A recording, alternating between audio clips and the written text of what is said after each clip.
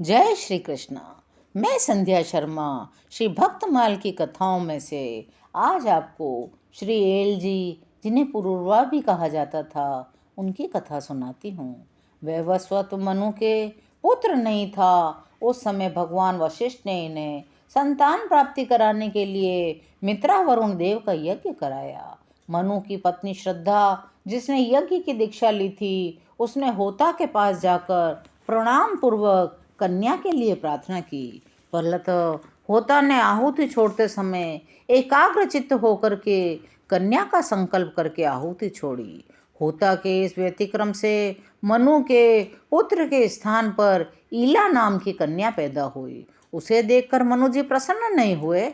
तब वे गुरु वशिष्ठ से पूछने लगे कि विपरीत फल कैसे हुआ। तब वशिष्ठ जी ने ध्यान करके देखा तो उन्हें पता चला कि आपकी पत्नी को कन्या की ही इच्छा थी।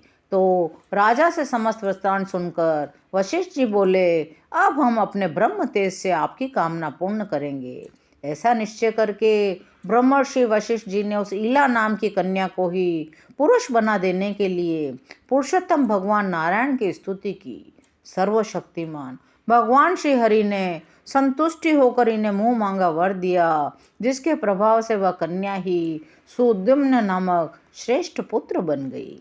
एक बार शिकार खेलते हुए राजा सुद्युम्न सुमेरु पर्वत की तलहटी के एक गिरजा शंकर विहार वन में पहुंच गए। वहां प्रवेश करते ही वे सब स्त्री हो गए, क्योंकि शिवजी के पूर्व शाप की वश कि जो भी इस वन में आएगा वह स्त्री हो जाएगा। तो वे पुनः ईला नाम की कन्या बने हुए अपने अनुचरों के साथ एक वन से दूसरे वन में विचरने लगे। उसी समय चंद्रमा का पुत्र बुध, जो कि समीप ही वन में तपस्या कर रहे थे, स्त्री रूपधारी सुद्युम्न को देखकर मोहित हो गए और इन्होंने भी कामोपम होकर के चंद्र कुमार बुध को पति बनाना चाहा। तब सुद्युम्न, जो ईला के रूप में रह रहे थे, और बुध, जो चंद्रमा के पुत्र थे, दोनों में परस्पर प्रेम हो गया। दोनों के परिणाम स्वरूप बुध ने उनसे पूररवा नामक पुत्र उत्पन्न किया। कुछ काल बाद सुद्युम्न ने श्री गुरुदेव वशिष्ठ जी का स्मरण किया। वे आए और राजकुमार की स्त्री रूप में दशा देखकर उन्हें दया आ गई। सुद्युम्न को पुनः पुरुष बना देने के लिए भगवान शंकर की आराधना करने लगे। शिवजी ने अपना श्राप और वशिष्ठ जी की विनय दोनों की रक्षा करते हुए यह वर दिया कि 1 महीने तक ये सुद्युम्न पुरुष बना रहेगा और 1 महीने तक स्त्री रहेगा। बुध पुत्र पुरूरवा ही ईला के गर्भ से उत्पन्न होने से एल कहे गए। स्वर्ग की सर्वश्रेष्ठ अप्सरा उर्वशी एक दिन इंद्र की सभा में देवर्षि नारद जी के मुख से पुरूरवा के रूप, गुण, शील स्वभाव, शौर्य, वीर्य और बल पराक्रम को सुनकर मोहित हो गई। स्वर्ग से पुरूरवा के पास चली आई। उर्वशी को मृत्युलोक में जाने का मित्रा वरुण का शाप भी लगा था। अतः उसने पुरूरवा के साथ विहार करते हुए शाप की अवधि बिताने का निश्चय किया। इधर देवांगना उर्वशी को देखकर राजा पुरूरवा भी धैर्य खो बैठे। परिणाम स्वरूप दोनों में स्नेह संबंध हो गया। शाप की अवधि पर्यंत पुरूरवा के साथ विहार करती हुई उर्वशी अवधि बीतने पर बिना किसी शील संकोच के इन्हें छोड़कर स्वर्ग चली गई। सम्राट पुरूरवा विरह से अत्यंत व्याकुल हो गए।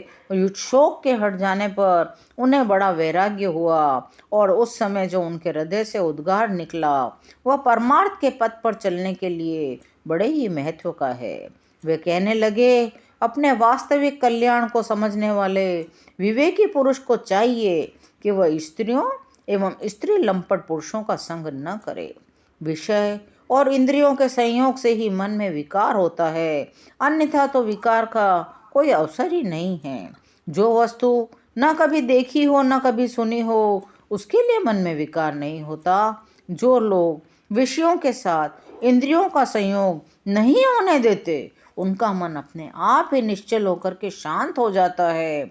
अतः मन से, वाणी से और श्रवण आदि इंद्रियों से स्त्रियों का और स्त्री लंपटों का संग कभी नहीं करना चाहिए।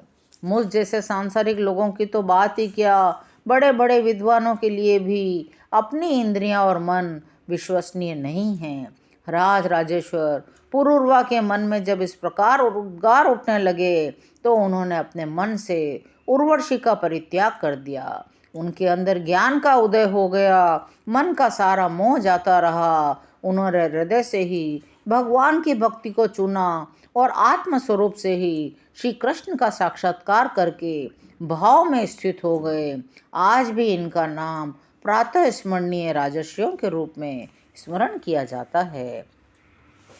आज की कथा यहीं विराम लेती है और अन्य कथाएं सुनने के लिए भक्तमाल के इस चैनल को सब्सक्राइब करिए। जय श्री कृष्ण।